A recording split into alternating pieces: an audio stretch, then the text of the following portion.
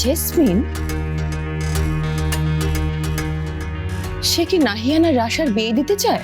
আমি বলছি মেঘা নাহিয়ানের কথা ভুলে যাও তুমি লুবনা। জেসমিনের শেষ ইচ্ছা যেভাবেই হোক আমাদের পূরণ করতেই হবে। আমি আমি জেসমিনের দুশ্চিন্তাটা বুঝতে পারছি, আর তোমারটাও।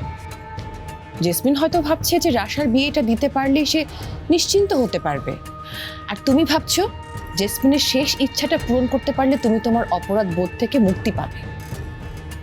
কিন্তু এখানে কেউ কি নাহিয়ানের অপিনিয়নটা কি সেটা ভেবে দেখেছে?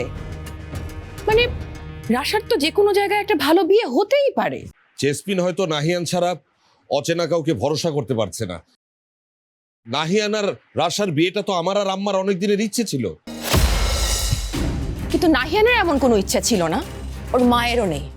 একটা মানুষ মারা যাবে জেনে অন্য কাউকে এভাবে ইমোশনাল ব্ল্যাকমেল করতে পারে না, ইটস ক্রাইম। এটা জেসমিনকে বললেই হবে।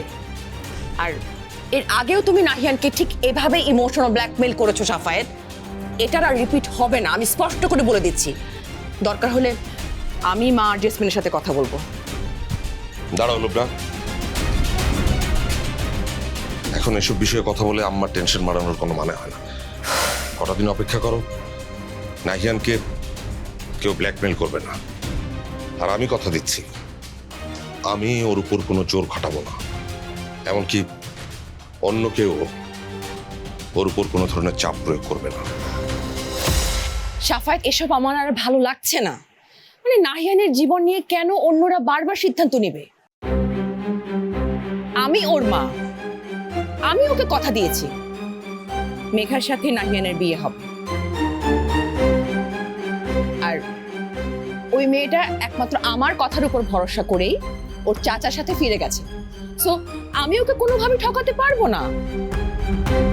নাহিয়ানকে আর কেউ ম্যানিপুলেট করতে পারবে না। আমি মেঘা আর নাহিয়ানের পাশে আছি, আর শেষ পর্যন্ত থাকবো। আরে লুবনা, তুমি ব্যাপারটা লুবনা, লুবনা প্লিজ কথা